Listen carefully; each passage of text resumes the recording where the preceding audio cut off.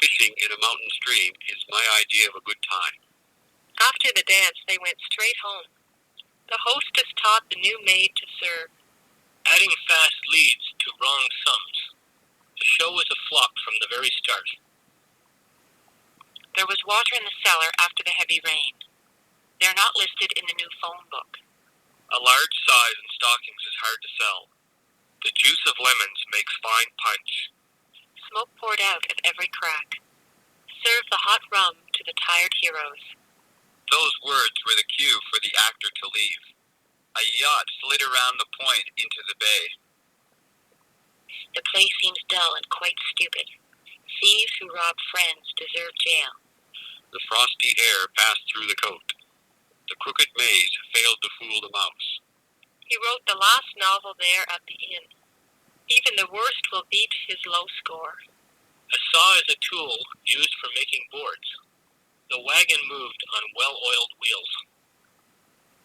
Try to have the court decide the case. They are pushed back each time they attack. The box was thrown beside the parked trucks. The hogs were fed chopped corn and garbage. Much of the story makes good sense. The sun came up to light the eastern sky. The two met while playing on the sand. The ink stain dried on the finished page. The ripe taste of cheese improves with age. Act on these orders with great speed. Adding fast leads to wrong sums. The show was a flop.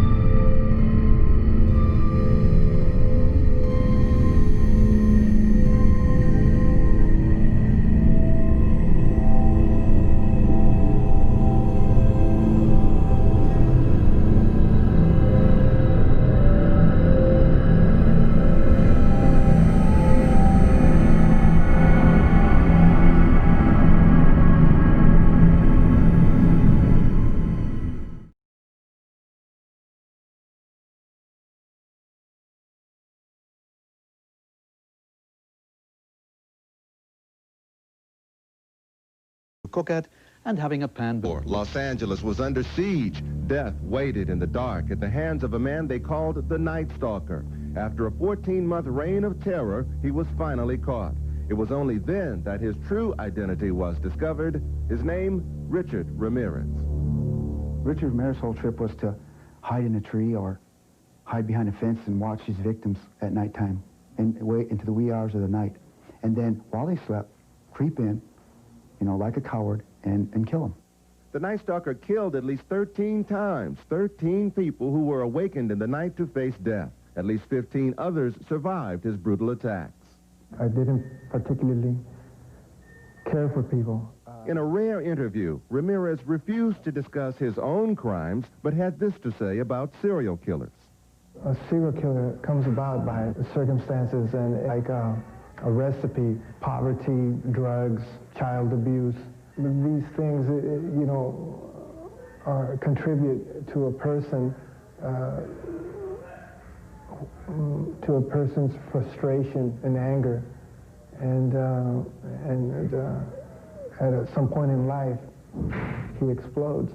Perhaps for Richard Ramirez, that anger and frustration turned to rage, which he in turn took out on his victims. His killings were so sadistic and brutal that even experienced detectives were shocked. He took a woman in her 60s and stomped her to death with his foot, leaving an imprint of a shoe on the side of her face.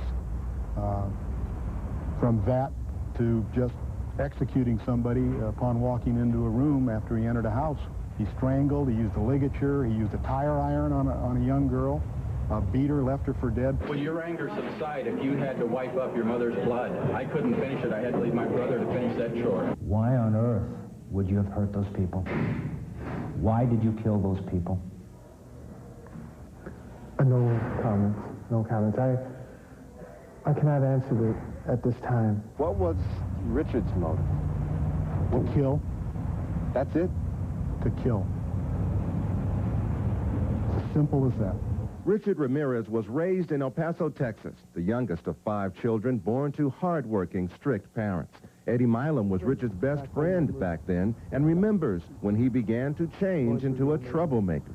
I did start seeing something going wrong with Ricky Ramirez. I think what really messed him up was the acid. He would do a lot of acid. The stealing, I noticed the stealing, and then started as a peeping Tom and things like that. Ramirez's passion for burglary earned him the nicknames of Ricky the Thief and Fingers. But Eddie knew Ramirez had other serious problems when he was fired from a local hotel. He said he was fired, he was dismissed due to the cause that he had tried to molest two little kids that were going up the elevator. By 18, Ramirez was a high school dropout, drifting around California. He stayed in Skid Row hotels, never seemed to work, but always had the money to buy cocaine. Friends say the Richard Ramirez they knew didn't date and wasn't the type to commit such heinous crimes. But convicted murderer Martin Kipp, who befriended Ramirez in prison, says he heard another side of the Night Stalker. Richard told me that he needed to associate gruesome violence with sex in order to be completely satisfied. He also told me that he had to violently fantasize about his victims before he could go away sexually gratified. They are desires, whereas if I didn't give in to them, I would be crushed by them. I believe in the evil in human nature. This is a wicked world, and in a wicked world, wicked people are born. I'm not going to blame society, my race, or people, or anything. It is up to the individual like myself to keep on knocking on whatever door they want to get into. Because the victims and the methods of killing were so diverse, many experts felt there was no one Night Stalker. Detectives Carrillo and Salerno disagreed and finally broke the case by matching shoe prints. The subsequent trial turned into one of America's most notorious courtroom dramas, punctuated by continual outbursts from Ramirez. In that trial, Ramirez's fascination with Satanism emerged. As far as Satan is concerned, I believe in a malevolent being. His description eludes me, but I have felt powers that are evil. After an 8-month trial, Ramirez was convicted of all 13 murders and given multiple death sentences. I don't care about myself, really. I don't care about what happens to me. I never did, really. Ramirez is currently awaiting still another murder trial. If found guilty, it would be his 14th murder conviction. Next,